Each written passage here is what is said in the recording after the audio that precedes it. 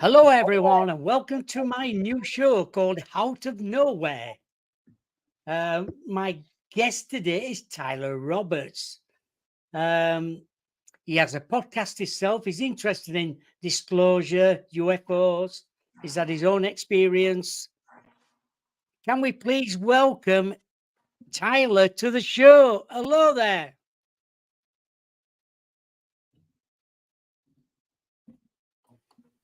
Yeah, I think you had me backstage. How you doing, man? I'm doing great. It's so nice to have you at the other side. Usually you're doing your own podcasts and everything like that. But I Yeah, suppose it's different sometimes for me to interview you. yeah, it's definitely different for me being on this side of the table. But I'm definitely I haven't got a chance to kind of like tell my own story in a while. So this is definitely going to be refreshing for me in the sense that I get to kind of um go back to my origins. It's not something I do all the time anymore. Now that I'm so far into it, but I'm very happy to be here. So thank you, Bob. Yes, thank you for coming on the show. Yeah, tell Of us a course. little about your own experiences then. Yeah. So I got into UFOs when I was rather young. I would say I had a sighting. I was in front of my parents' house, and we had a very steep um, a very steep roof. And when we had no one around, this is back when kids used to play outside. I know I don't look it, but I'm 30 years old, and um, back when none of your friends were around, I would take a tennis ball and I would throw it to the top of the roof, and it would roll down the steep roof, and it would bounce off the gutter, and it would pop up to you. So you could kind of like play catch with yourself, and do that. So I used to do that when I was alone, like just to be outside. And I was playing one night, so one day, just like that. So I had my eye that was constantly moving towards the sky as I'm throwing the ball, and all of a sudden, now mind you, Hanscom Air Force Base. I grew up in Massachusetts, in the Billerica, Bedford area. So if anyone wants to look it up, Hanscom Air Force Base is about 2.4 miles from me, from my parents' house. So um, I don't take with that what you will, but this disc, this circular object with the classic 3 points of circles on the bottom. So it was a circle, and then it had three circles that made a triangle. And if you were to draw a line to each of them, the classic Yeah. bottom of a flying saucer came right over my head as I threw the ball. It was oscillating and moving forward at the same time. So I ran out into the back because the house is in front of me, right? This thing goes over the house. So I run around the house to try to catch the thing in the backyard. And by then, this thing had, jettisoned out, and it was no longer, but in a split second, so I saw it clear as day, just stationary right over me as I threw the ball.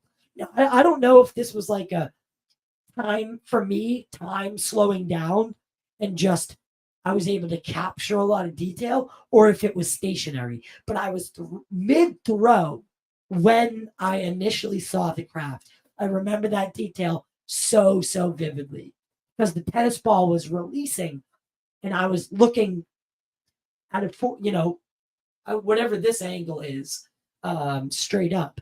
So that the internet wasn't around back then, so I had to go to the library. This is 2 days later, after begging my mom to bring me after school, and I come across a book called Communion, and then a book about UFOs by Bob Hopkins, or I think no Bud Hopkins. I'm sorry. And then I found a lot of books, and I saw that I'm not the only one who's seen these things. And it began this very, really closeted, like, interest in ufology and UFOs in general, the paranormal. I was definitely afraid of the paranormal, mind you, but I have a fascination with it. I've always been the guy who talked about the Mayan calendar, talked about ancient cultures. I was always that guy growing up. And I didn't overtly make it known that I was like a believer in aliens, but I would always talk about at parties and gatherings with my friends, and even in high school, that how could we be the only ones on in this galaxy? So much wasted space. With a simple $100 Celestron telescope, you can find out just how small we are. So it all began there.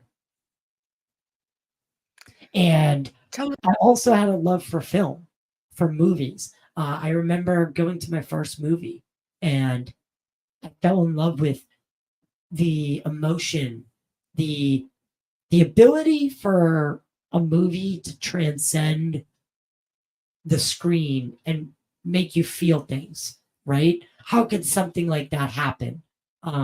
It was overwhelming to me. And I was like, that's what I want to do.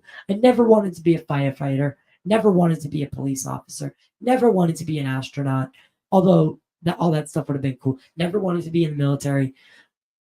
But I come from a military family, so it was kind of expected to go to the military, but I didn't. And I chose a career in media, and went to college, went to film school, worked in Hollywood. I started my first podcast called the Pop Culture Corner. I partnered with one of the largest theater chains in the nation. Some of you guys may know them as AMC theaters. I partnered with them for a while, and I partnered with Showcase Cinemas, which is East Coast mainly, and then Australia, a little bit of Central America as well. But I interviewed actors, and I worked on sets, worked in different movie sets, and I just, for 3-4 years, from 2019 to about a year and a half ago, no, about a year ago, year and a half ago, I was in that world, and my mother was dying of breast cancer, unfortunately. So the same, ironically, the day that I shot my first episode for my podcast, for the original Pop Culture Corner podcast, that same day. So the day I don't know how to get this through to people. I guess only someone in radio or podcasting or media would understand the feeling. But I was about to shoot my first podcast. I got the call 30 seconds before I was about to hit record that my mom had been diagnosed with breast cancer. And I took that call and I just shut down. And then I did the podcast, and it was just a blur, but I fell in love with podcasting. Like, I fell in love with it immediately. My mom, ironically, always said I have a face for radio. And that was a joke I gave to you off air. But she was diagnosed with breast cancer the same day I started the Pop Culture Corner. And the day she passed away was a day that I had my second experience. And that is what ultimately led me to doing the show, Total Disclosure. And now I've interviewed folks like Linda Moulton Howe, Maria Woods, who was abducted at Ellsworth Air Force Base. I talked to Chris Bledsoe. I talked to Michael Herrera on a daily basis. Kevin Day, Commander Fravor, who lives in New Hampshire. The list goes on and on. I'm now I'm also a founding member of the Hollywood Disclosure Alliance with Stephen Bassett and Dan Herrera. But things have come full circle. But the day my mom died, to preface kind of what happened and what got me into ufology, to be open, because I was always into it. What openly opened me up to the let's get on camera and start, like, all of a sudden, like, it just, who was playing the next Superman didn't seem so important to me anymore after what happened to me the day that my mom died, because I was in the room with her, and I was there with her, and she was there, cognizant, and it's hard to explain, but I remember looking down to my pants and then looking back up and seeing this dispersion blur, like I tell it like a distant mirage on a highway, like a heat wave. Like there was this blur, and it went out the window of her room. And then I looked back at my mother, and she was gone. And I truly believe that I watched her essence, or her soul, or whatever we consider to be a consciousness, whatever is unique about us, because clearly there's something unique about us. We're not just here for no reason. There's some sort of intelligent design. I watched her consciousness, I'm pretty sure, leave the room that day, and it changed me forever. I shut her eyes that day. It was a powerful day for me, a very traumatic day for me. Just the whole experience was traumatic. But out of it, I had no more passion for who is playing the next Batman. It seemed so irrelevant. And I befriended a guy named Kevin Day. And Kevin Day just so happened to be the person on the USS Princeton, which was assigned to the USS Nimitz battle group in 2004. He is the person who saw the Tic Tacs on radar and vectored Commander Fravor's flight to observe and report on what they saw. So without Kevin Day, that 2004 incident never happens the way it goes down. If he doesn't stress to his CO, to his commanding officer, that they need to go stop this training mission and divert action to a real world scenario, then they are not doing their jobs, because there is clearly a safety of flight issue. These things are dropping from a minimum of 80,000 feet, because that is the cap on the Spy 1 radar. Now, people say 80,000 feet because that's the cap. These things are dropping from higher than that. We just say 80,000 because that's the only confirmation of the data that we have. But these things are dropping from low Earth orbit, dropping to sea level in fractions of a second. So without Kevin Day, this story never happens the way it happens. He vectors Commander Fravor's flight. Commander Fravor sees the Tic Tac, engages the Tic Tac. We get Chad Underwood follows him out there afterwards, gets the footage. Yeah, bada bing, bada boom. Years later, that footage comes out with the New York Times article. Now, maybe the Times article would have came out still, but without that Nimitz incident, I think that article is it doesn't have as much beef on it, because that incident is what I would consider the modern day Roswell, because it's what reinvigorated interest in the subject through Congress and political means. If that makes sense. Do you think things are changing then? Absolutely. I mean, how could someone sit there and say things aren't changing? If you are out there and you think things aren't changing, then you are so far off radar that it amazes me.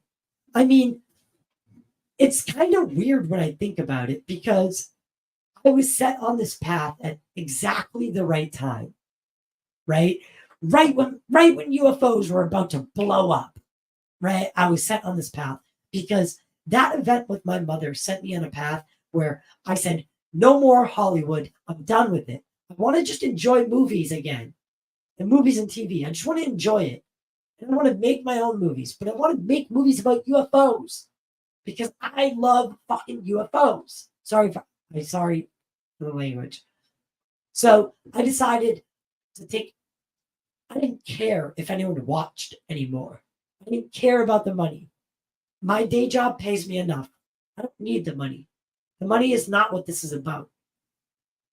What it is my journey. TDP, Total Disclosure Podcast, TDP Studios, is all about my journey about finding the truth. I just interviewed Rick Doty.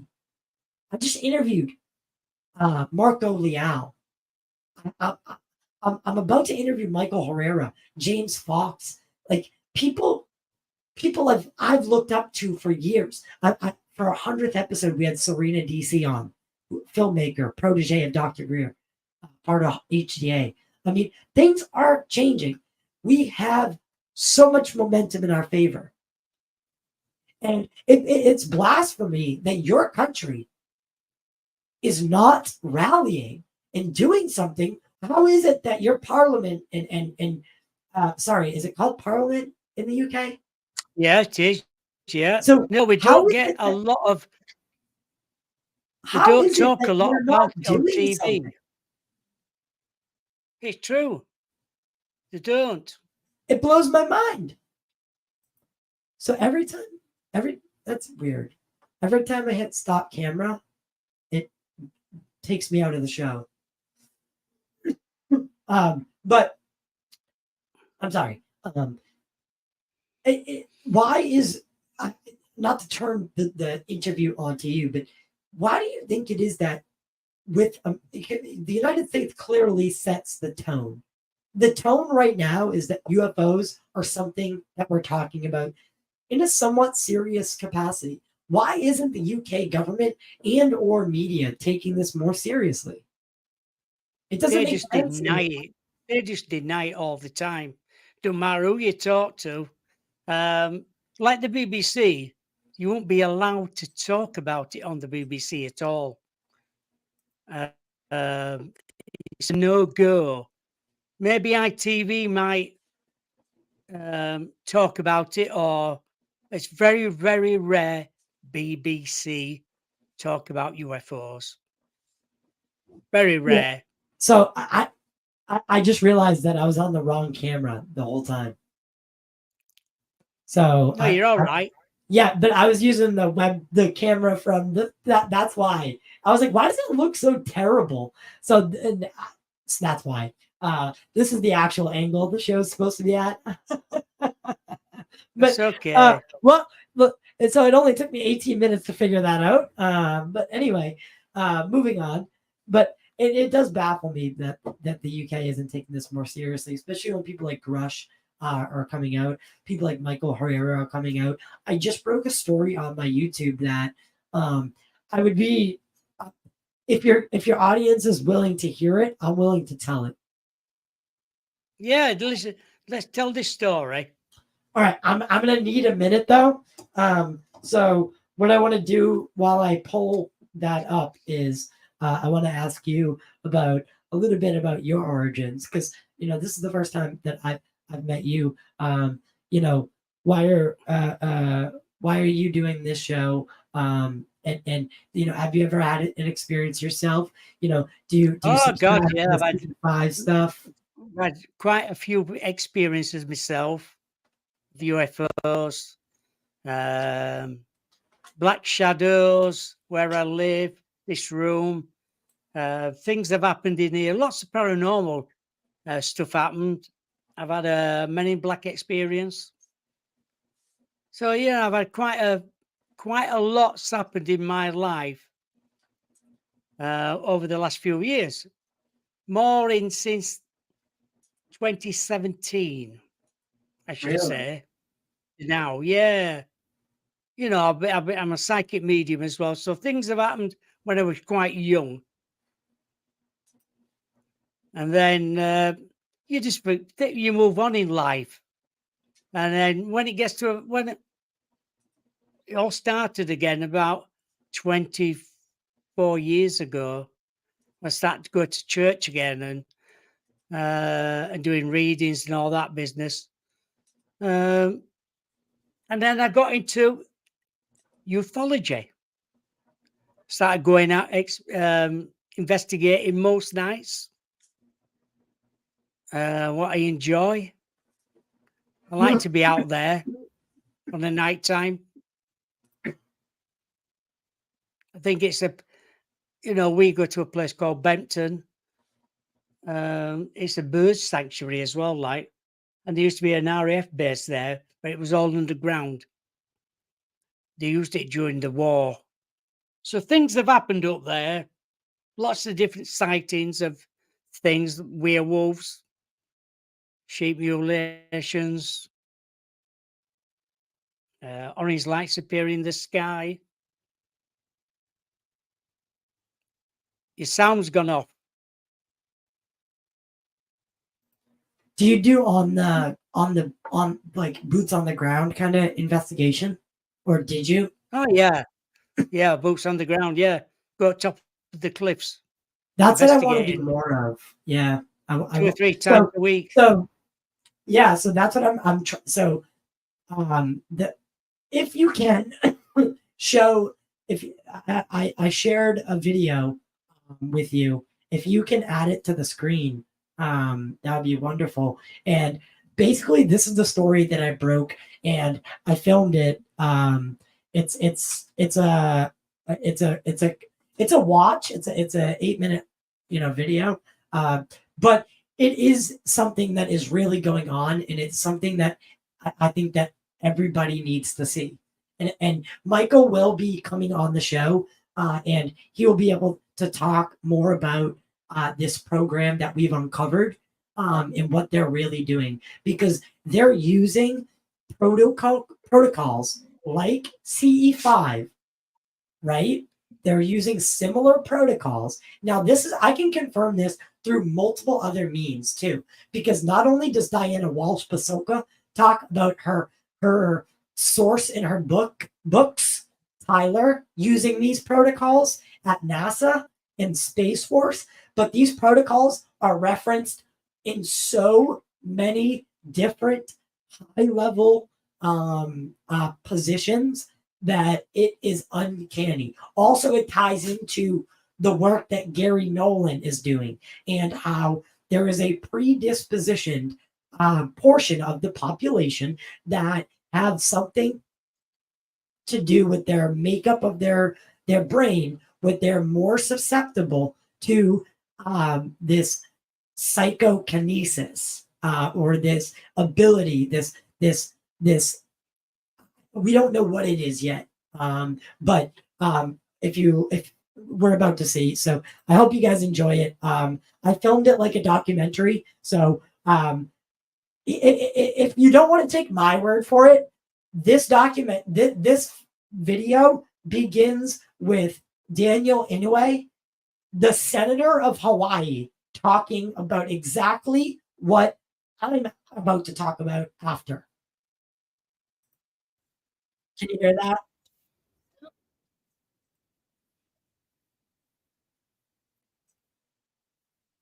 Can you hear that? No, not yet. You have to so you have to share when you bring it in, you have to hit share audio. So let me do that one more time.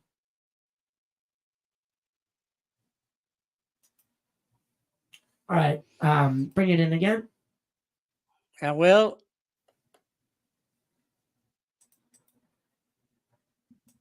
Let's multi-screen. Of the relationship between government and its citizens 200 years ago. One vision was described in the testimony of Admiral Poindexter, Lieutenant Colonel North, General Secord, Yeah. and Mr. Kim. that of a secret government directed principally by NSC staffers, accountable to not a single elected official, including apparently the president himself. A shadowy government with its own Air Force, its own Navy, its Now, this is own the Senate fundraising mechanism, talking. and the ability to pursue its own ideas of the national interest, free from all checks and balances, and free from the law itself. That's my show. If anyone wants to know, total disclosure. Today, we're going to be discussing a story from a source who's been verified by myself to a degree of certainty as an accredited journalist. The source and others do promise that more information will be coming with hard evidence to back it up. That timeline and that time frame is yet to be determined. The evidence is overwhelming, some of which I may or may not have seen. Just the basics, the beginning. It's not a story that I look forward to talking about, but that's not the job. Through sources, I have learned about a program. This program is not like ATIP. It's not like OSAP. Frankly, it's like nothing I've ever heard of before. It may confirm parts of stories we all thought were above reality, make believe, fantasy. What you're about to hear, you may not enjoy. However, we must realize this is reality, and reality is often scarier than fiction. In an undisclosed location lay a barren land on the surface, but deep inside and underground, that desert scape lay a program and group of people. These people are part of a much larger network. They have their own Air Force, their own Navy, their own Army, and their own means of fundraising mechanism. They act confidently, they act swiftly, not to garner the attention of society. And for all intents and purposes, they are above law and order. It is with almost absolute certainty that I tell you there exists a fractal power and part of our military, government, and it's been spawned by the military industrial complex. They have technology that if the average citizen saw it, it would look like magic to them. These technologies were developed from another world. Michael Herrera gave testimony at Dr. Stephen Greer's Disclosure 2.0. This was held at the National Press Club. This event was part of Dr. Stephen Greer's effort to get the truth of the UFO phenomenon out there to the public. It was there the world was told that a group of Marines aiding in the efforts after the tsunami and earthquake subsequently in Indonesia in 2009.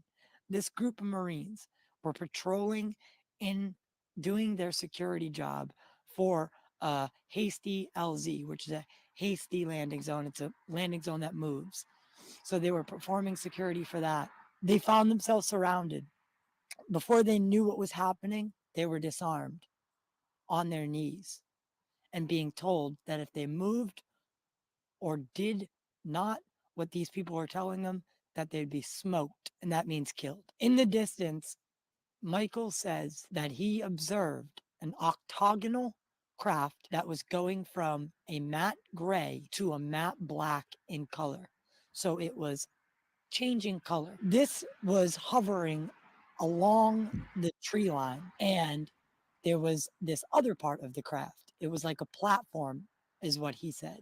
And it was definitely a part of the craft because trucks with payloads and cargo on the back of it with pallets were driving onto this platform, and the platform would rise and meet this octagonal UFO that at each point of the octagon was flashing a different color: red, green, light blue, all of the colors. These, after these pallets were moved in and it moved up with the craft, he observed that the craft flew off or rose above the tree line and flew off to the west at incredible speeds. Within seconds, it wasn't there anymore. And you can hear more of Michael's story that was in a Daily Mail article that is linked below, but he'll also be on the Total Disclosure podcast. mid-February to give his testimony and to give more insight into everything that I'm talking about today. Michael described this military group as having American dialects, American accents. Their gear was all black, no insignia, no identification. After all, who were they representing? After the incident in 2009, Michael swore to secrecy with the other group of Marines that they would not talk about what they saw. Michael stayed silent for years, but after Grush and everything that's going on, it was time that he learned his own answers. And he's on his own quest for truth. Michael did not know what was in these crates. He often wondered to himself that it must have been drugs, right? Oftentimes, these black programs, what they'll do is their own fundraising mechanisms, as we talked about earlier, that is dealing drugs and weapons to cartels and the bad guys. Unfortunately, that's a reality. And we all know about this. It's been proven that this is the case. So that's what he thought. But another person who came out with to Dr. Greer, a third party who was on the receiving end of those crates, sadly informed Michael through Dr. Greer that it was not drugs and it was not weapons that were in these crates. It was people, living people. They were using the guise of this natural disaster as cover. This group would take individuals, and where would they be going? Well, they'd be transported back to that desert, barren landscape. But why? A small fraction of humanity apparently has an ability. Dr. Nolan has talked about this. There is a trend, and with the evidence I was given, what I can say is it is mostly women and children and a certain part of the male population that it meets a specific requirement. This requirement is not mine to disclose. This ability that they have is fundamental. It's about consciousness, and it always has been. We know that the U.S. military and the U.S. government have poured resources into studying consciousness and its abilities, including remote viewing, Project Stargate. There's so much evidence that it's downright absurd that this subject remain in the fringe. Yet it's kept there by the same people who use natural disasters as cover to kidnap people. They sow disinformation. And they take people from third world countries because they're third world countries. Hence the name. They don't have many resources. They make sure that society won't come knocking, won't ask questions. And even if someone does come asking for their family, again, third world country. It's not like they can hop on the internet, hop on a plane, start raising questions, eyebrows. No, it's the perfect cover. This is where the story gets a little bit weird, and even I had trouble believing it. But for the most part, these people that are taken are treated well. But at the end of the day, they're enslaved. They're treated decently, but essentially, like I said, they're enslaved. The ones that are keepers, aka the small percentage that have this ability or this trait, they're taken and used as a cog in a machine. This machine is either reverse engineered or recovered intact ET craft. An insider, whom at the moment remains unnamed for safety, sheds a bit of light on this deep black program involving psionics, where human consciousness serves as a control interface for advanced machinery, including ET craft, ET technology. This intricate system enables ordinary individuals, ordinary people, to use this small percentage of people as a means to control the technology. It's a way that they bypass the system. Look at it like this. If C controls B and B controls A, therefore C controls A. But this takes a toll on these recruits or keepers. They keep them hopped up on methamphetamines and very much high at a higher frequency vibration. They use drugs to keep their adrenaline up in their raised vibrations so that their body is very fatigued. And what they do, this program can be life-threatening to them. However, the program has seen advancements, but it raises serious concerns. What if this program were to trigger a galactic war, or a species that they get taken down decides enough is enough? It can't go on no longer. That will lead to chaotic and catastrophic disclosure. We know that they're using a process and protocols, or set of protocols, that for this example will relate to as like CE5 or HEIS, these ways that you can contact and basically call in extraterrestrial ships through your mind. I know it sounds crazy, but we know, and there's a lot of evidence to suggest that this is very, very possible. So, in summation, this program is taking and screening refugees for psionic potential predisposition, treating them as biological equipment.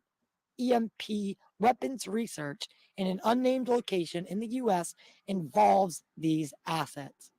And this network is large. It touches every part of the system that there is: government, finance, Hollywood, media.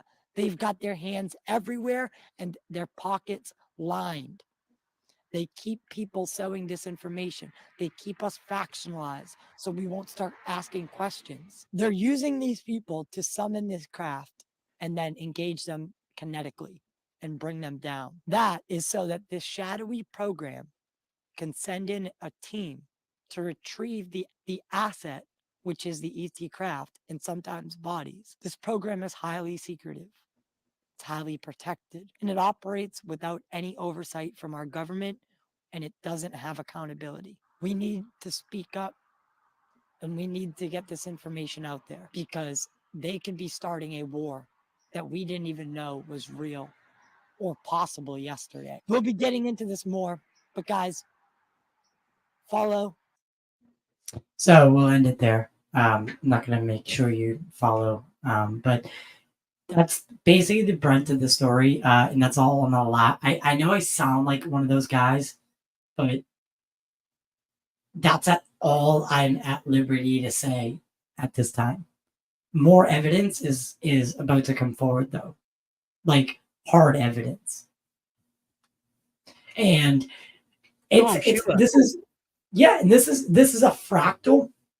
So again, this is a fractal power, a breakaway, almost, if you want to call it that, a breakaway part of the government that, you know how we're missing trillions of dollars every year? Well, it's not that it's not accounted for. They know where it's going. It's going into these black projects. And then it's getting, they charge, $2.4 million for a screw, right? They overcharge and then they siphon the money off like that. It's common. It's so common practice in government that it's just accepted. It's just accepted, right? That, and it's unlawful. And if you're in the United States, this is all I can speak for. You and your taxes are paying for the secrecy to be kept upon you, right? These guys like Mike Turner and the other Mike, Mike Turner's get ties to Wright Patterson. He just so happens to represent the district that has Wright Patterson, and that's where the conjunction of all these military-industrial complex contracts exist. The Lockheed Martins, the Northrop Grummons, all those contracts, right? All those aerospace companies are his funders, right? So he somehow reaches through the veil and guts a bill called the 2023 Disclosure Act that the Schumer Amendment was proposing. And the Presidential Review Board got stripped. Then the ticking clock for private aerospace, the eminent domain clause.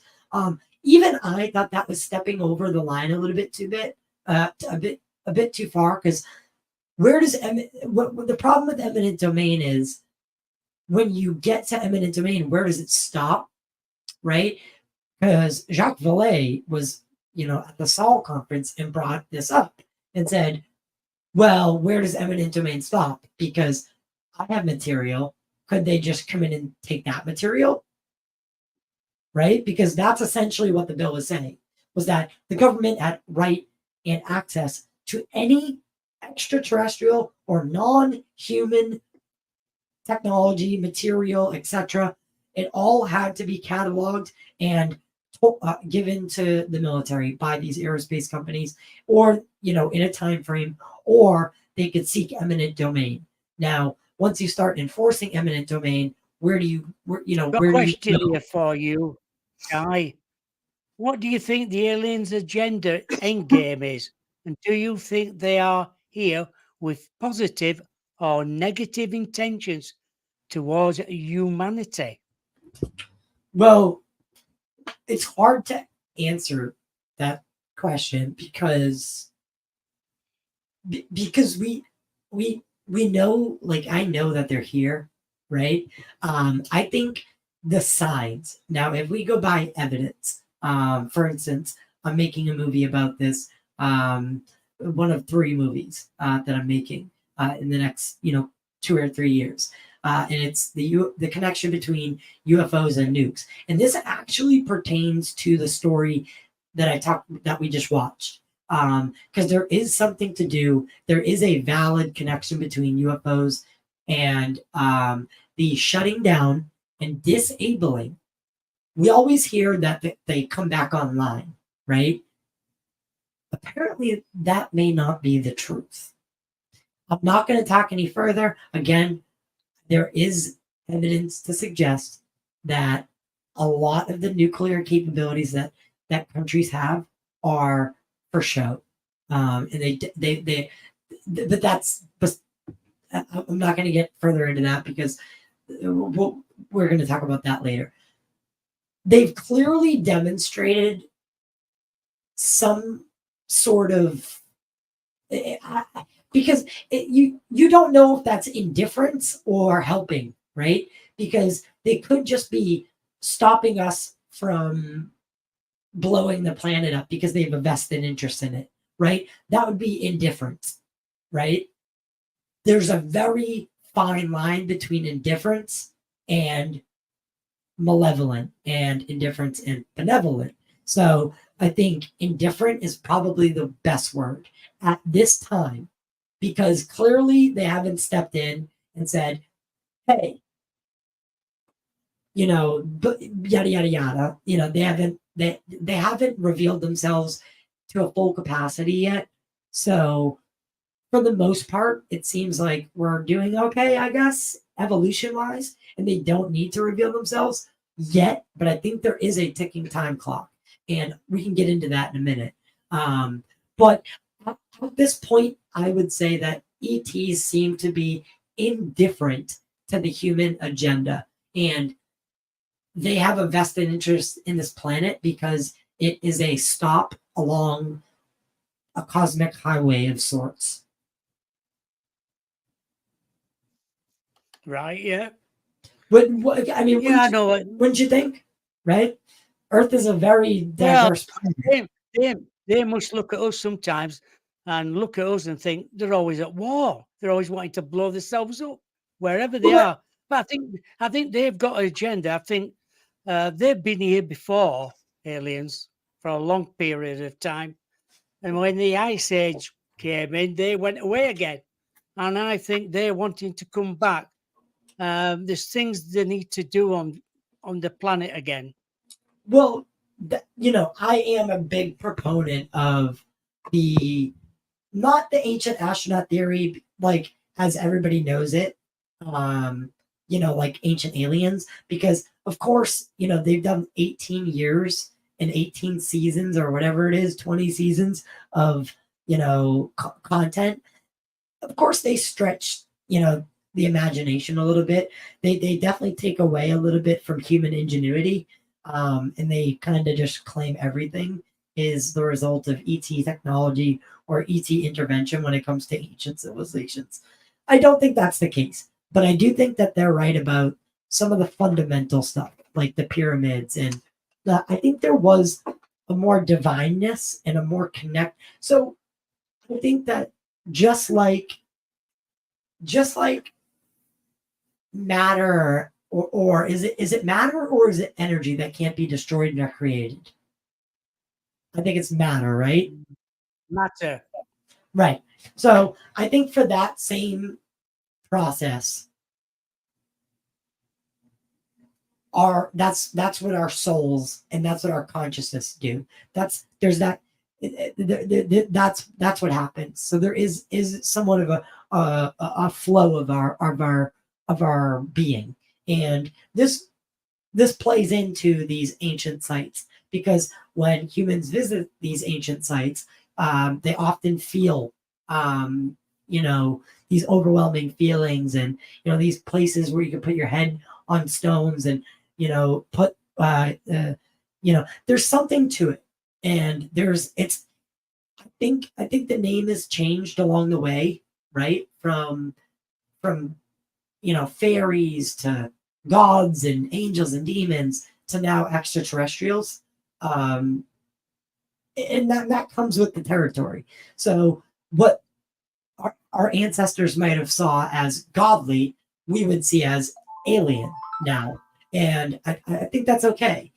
So it's one and the same. I think that that is definitely the way to look at it.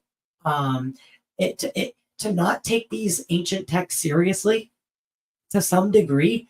They all talk about a flood, right? So what we need to do as a species is step back and look in. All these religions, they have a little piece of the puzzle. That they're not one of them is correct. I think each one of them has a little piece of the puzzle. And that's because the information of humanity, it has been spread around the world, right? We're the only. Why don't we know our origin story, right? Why? It makes no sense when you really think about it. And why are we the only mammal that's born and can't remember our memories, or can't function until we're like 3-4 years old, where we can start walking? Why did we lose our fur only to need skin pelts? These are all great questions to ask, and really pertain, and make you fundamentally ask, what the hell's going on? The missing link, I think. What if aliens, or a fraction of aliens, is responsible for us? I'm sure they are. Could Neil that be? Brown just said, does Ty think we have underwater bases? Well, biggest Absolutely. If I was an majority, alien race, the only place that I would be is underwater. yeah, I'm going to say we've got more water around the world than land. Yeah, the only place I would be is underwater, if I was, or like in a mountain. If that's actually possible, I'm still not like super sold on that, like that kind of aspect, that like at Skinwalker Ranch, like they go into the mesa. Like I don't know, Oh, yeah. I don't know how much truth there is to that. But if I logically looked at it, where better to hide?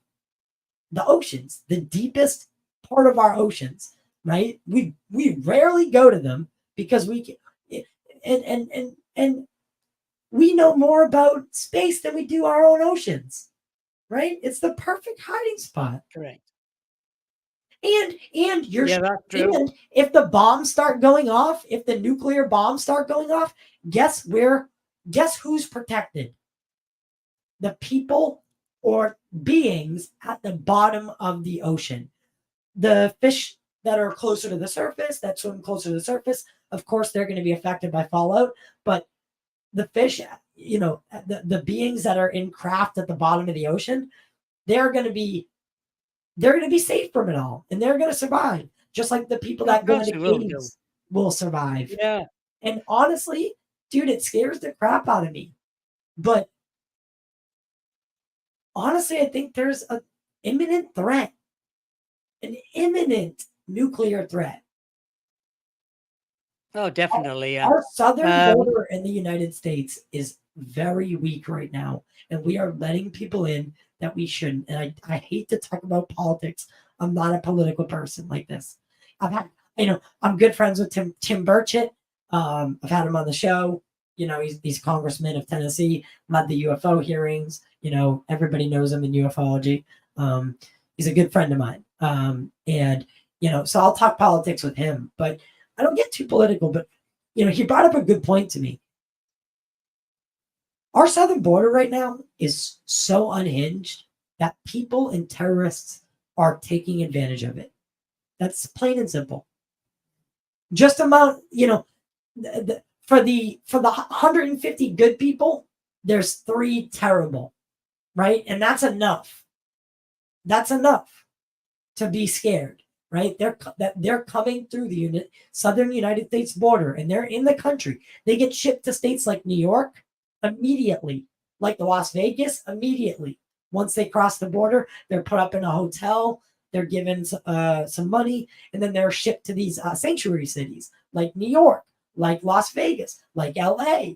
That's the homelessness problem is growing and growing and growing in 10 cities. And I'm not going to get into that part of it, but Tim raised that point. It's like, are we going to sit back and rely on ET to save the world? No. And if we do that, we are stupid. And we are not worth saving in the first place.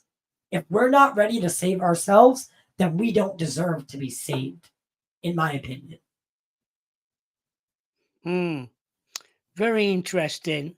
I know that's Rebecca, just asking a question here. Do you think the water is a conduit to allow access to another dimension? Well, for that, I don't know. I don't think so. I don't know if I'd go with that. Simply because I just think that I think the water is also what helps them fuel. I think they're using, to some degree, when they fly in Earth's atmosphere, they're using some sort of hydrogen based system. I mean, we're ourselves headed that way. Is using hydrogen for propulsion. So I think they use water for that, and for whatever else they use it for. I don't necessarily know if there's a correlation between access to other dimensions, but I'm sure if there's spots on planet Earth, like the land parts, there's like these places where the veil is very thin, like just near me, like the Bridgewater Triangle or Skinwalker Ranch, or all these places we hear about, that the veil is really thin, and there's like these, Catalina Island, which is somewhere I've been and filmed, which I did see something, Catalina Island, Tic Tac like object. I'm not going to say it. It could have been a plane, could have been, but it did things. I don't know. I'm not going to even go into that sighting because I can't confirm it, because I can't confirm it as like a true unknown. I don't even really talk about it, because for all I know, it really was a plane, because planes can look like Tic Tacs from certain distances. When their wings are like so perfectly aligned that you can't see them. Yeah, probably. Yeah. Yeah. So I agree with that. But I've seen a triangle under the water. So I think the crafts that are underwater are, I think there's definitely bases underwater. And I think if Grush Grush talks about this like treaty that we may have made, I think that the reason that we know more about, so all right, again, let's step back. Everybody. Why do we know more about space than our own oceans? Well, maybe. It's true that. No, maybe. Well, just maybe, we made a deal and said, you guys can take the ocean, right? And teach us a little bit about the cosmos, give us some technology. You can take some people here and there, a certain demographic, whatever. And a deal was struck. I think that is absolutely possibility. And Well, there, there is that where it's been mentioned in the past, yeah. where they can take people whenever they want. Well, I They think give it us would have to be certain technology in circumstances. reverse. Yeah, I think it would have to be certain people. You can't. Obviously, they're not going to abduct someone famous, or anything like that. But I think the abduction phenomena it's in my mind, unless there's evidence I'm missing, then I feel like the abduction phenomena has come down since like the 80s and 90s, 70s, 80s, 90s. If I don't know about what's your perspective on that? Well, people I are feel like still they going hear missing. less stories about Yeah, abductions but these people are days. still going missing around the world. I'm sorry, can you repeat Even that? in the UK, there's people just disappear and never to be found again. Just gone, Well, completely vanished. No bodies found, nothing. Even in what's, the UK. what's that one guy who does the work about like the missing 411? David Yeah. David. I forgot his name myself now. Oh, I know you mean. Anyway, he looks into all that. But yeah, he looks into all that, and I think there's definitely some credibility to what he's saying. David Politis. Belides, yeah. I think there's definitely some credibility to what David Politis is saying and I think that again, these people all match that criteria. Like there's got to be a criteria, right? And what would be the best criteria? Well, someone that is walking in the middle of nowhere, and just mysteriously disappears, and whatever. I think those may be terms of the agreement, but only at certain places. Maybe, yes. But why do you yeah, think but why do you think it is that the more cameras we have, the less good evidence we have? Like, what do you think about the recent jellyfish UFO that Corbell brought out? oh, yeah, I've seen that. Yeah, I don't know about that. I just don't know about that.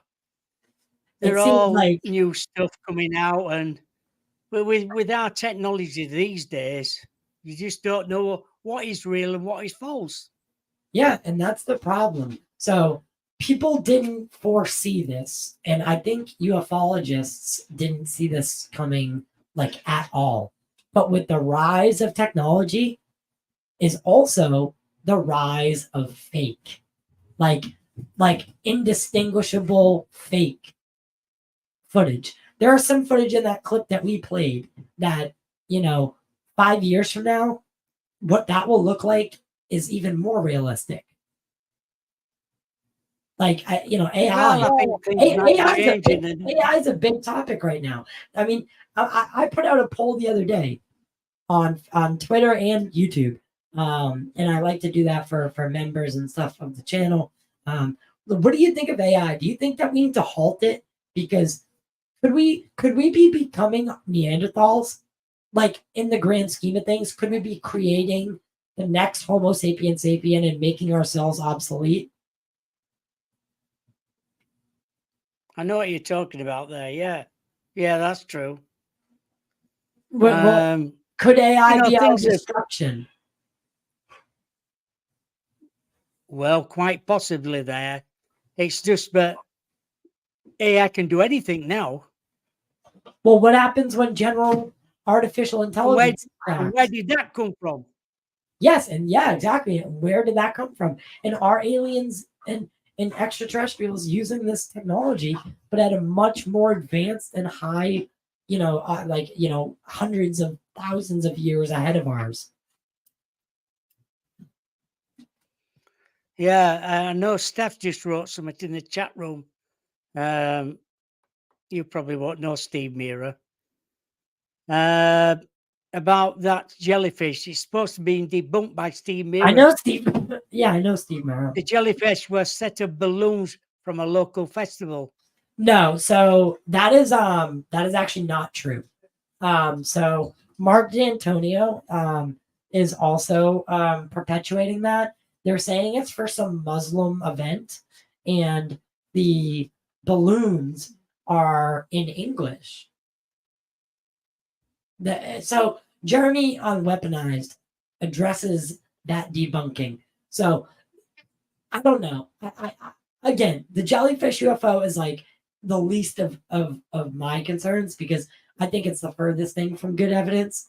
Some of my favorite evidence is like the Turkey footage, the footage from Turkey in like 2007, 2008, and 2009. You know, this ship appears at the same place multiple days, years apart, literally years, 2007, 2008, 2009. It's all filmed by the same guy who works at the same place. And it's like these things show up at this certain time of year and just hover there. And he caught it like 3 years in a row. And I don't think there's been enough people to try to debunk it as a cruise ship. But I've just noticed we're about run out of time. If anybody wants to find you or get in touch with you, Tyler, where can they find you?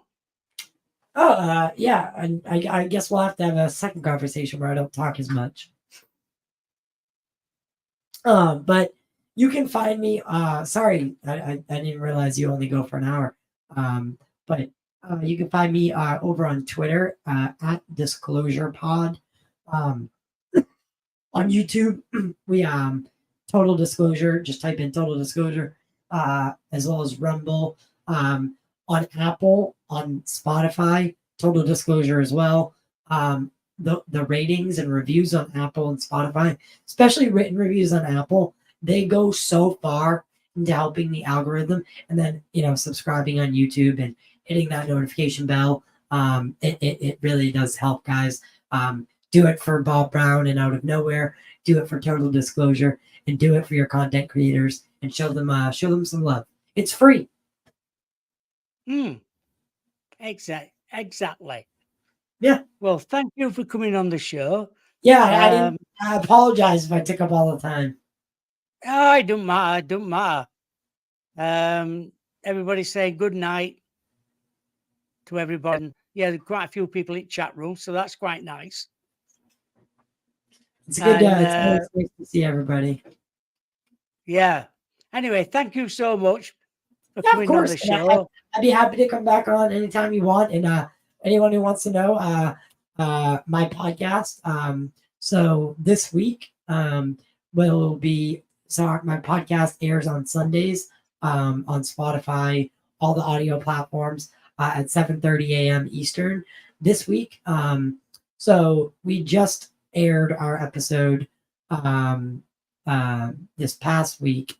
And then coming up this Sunday is Marco Leal. And then following that will be Richard Doty. Following him will be Michael Herrera. So our guest list is pretty stacked right now. And then Thursday nights at 7:30 p.m. Eastern, we do a live show on YouTube. So if you want to come hang out with us there, my co-host is a former MUFON state director, Teresa Tyndall, and we break down the news of the week, and we'd love to see everyone there.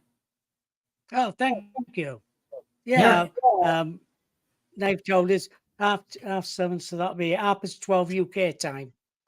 Yeah, but you can always catch the recording. For anyone in the UK, you can catch the recording. And then, like I said, any East Coast, West Coast Americans,